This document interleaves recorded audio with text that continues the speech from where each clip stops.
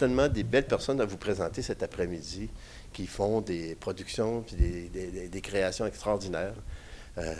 Madame Réaume sera présentée de façon plus importante tantôt, mais je pense que Madame Réaume était quelqu'un qui était très inspiré par la papeterie, par le papier qui est produit ici.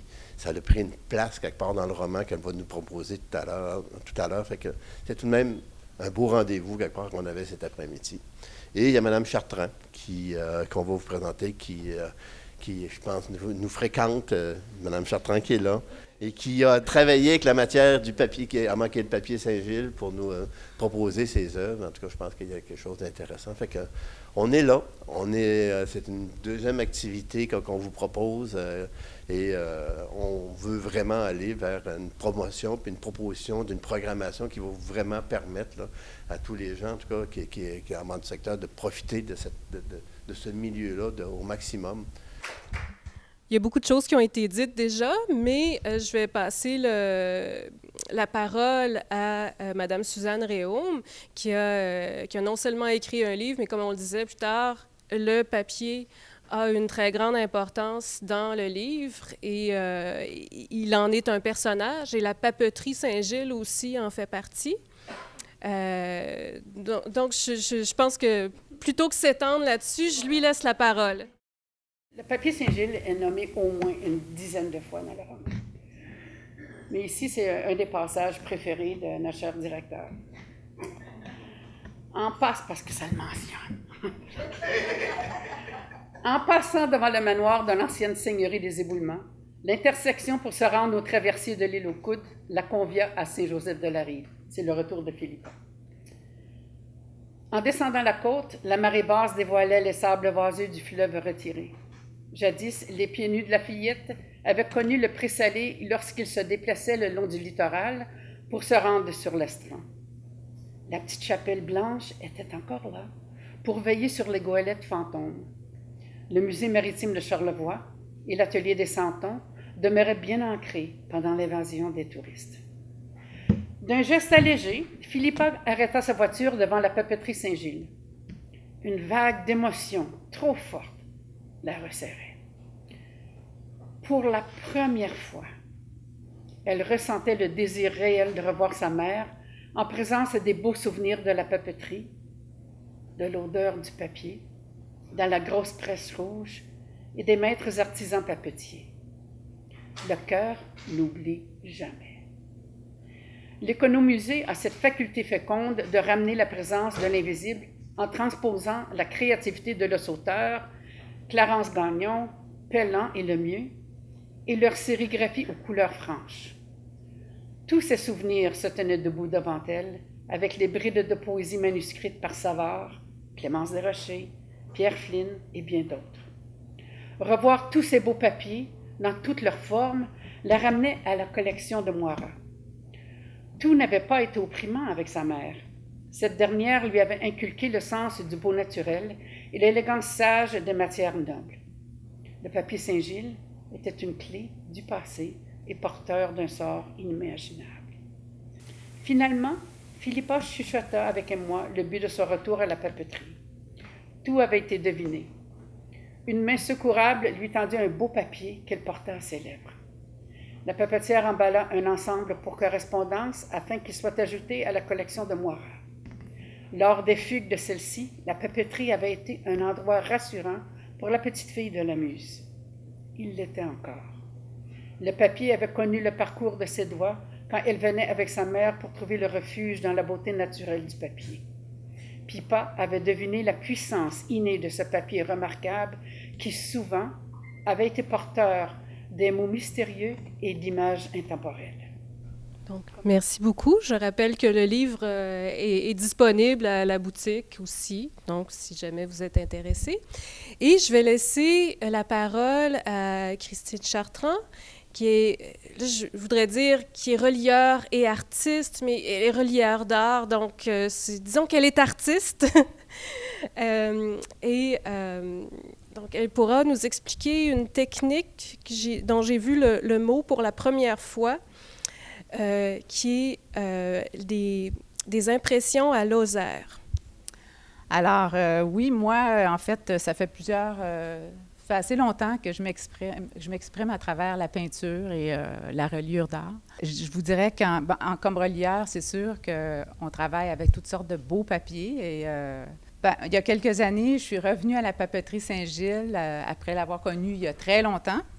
Parce que déjà, toute jeune, j'étais venue ici avec mes parents dans les années 70 et à l'époque, déjà, j'étais attirée par le beau papier. Alors, quand je suis revenue il y a quelques années, j'ai vu dans ce papier-là, d'abord, c'est un papier qui a une finesse et qui est robuste à la fois. Et c'est un support qui est vraiment très intéressant à travailler. Alors, l'exposition aujourd'hui, Mémoire d'architecture, ça a démarré, je dirais, avec le tableau que j'ai fait sur l'heure mauve, une série que j'ai fait qui évoque, dans le fond, des cités qui sont en perdition ou sur le point de basculer. Alors, suite au tableau, j'ai eu envie de faire une série qui évoquerait des fragments d'architecture après une perdition ou après une catastrophe. Alors, je ne veux pas vous donner un sentiment catastrophique aujourd'hui, là, loin de là, mais ça m'a inspirée.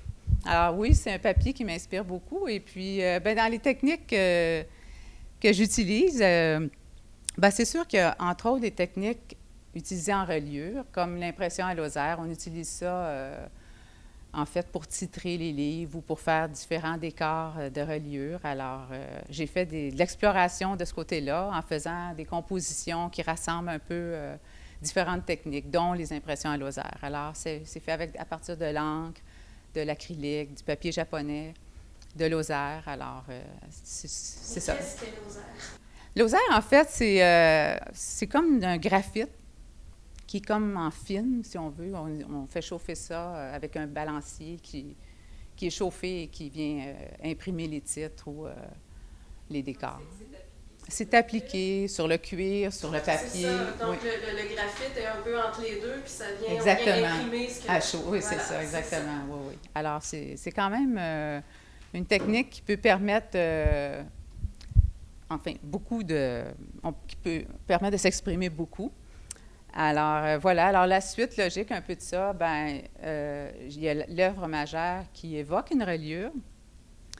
Et ça a été fait à partir... Les plats ont été faits avec du cuivre qui provient de l'ancienne toiture du château Frontenac, qui est un monument historique patrimonial. Alors, c'est de cette façon que j'ai fait le lien avec le reste de l'exposition. Alors, voilà, en espérant que vous ayez du plaisir à cheminer à travers cette exposition-là. Merci.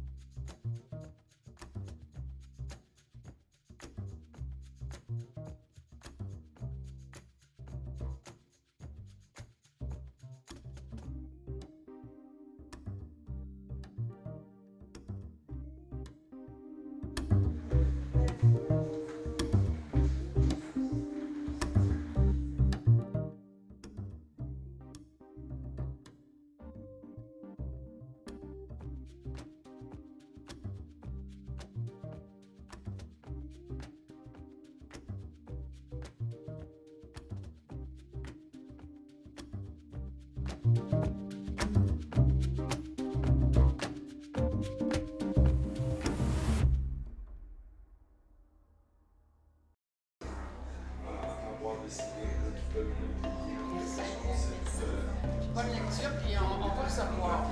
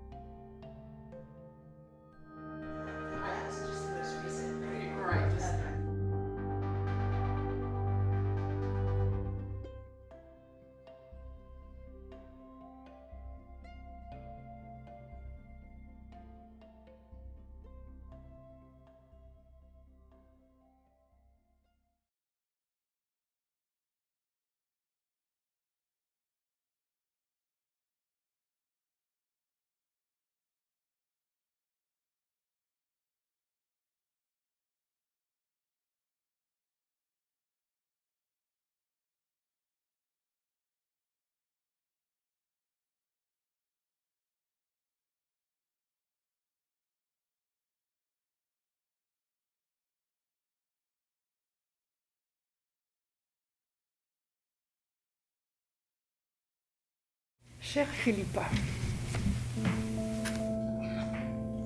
ma fille adorée, je t'écris parce que je suis inquiète.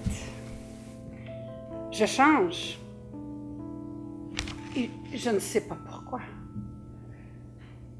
Je lance mes mots sur le beau papier Saint-Gilles de Saint-Joseph-de-Lary. J'aime le son de ma plume qui gratte ses riches fibres de coton et qui ajoute une texture opulente à mes mots. Parfois, le médium est aussi important que le message.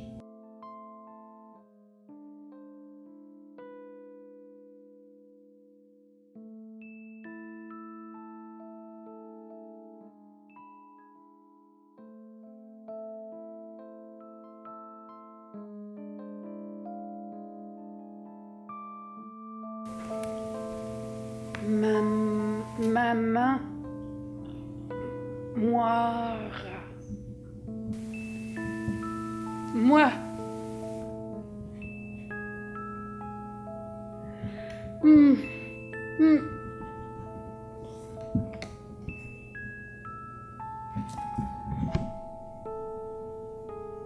Alors voilà le trajet de Moira avec le papier.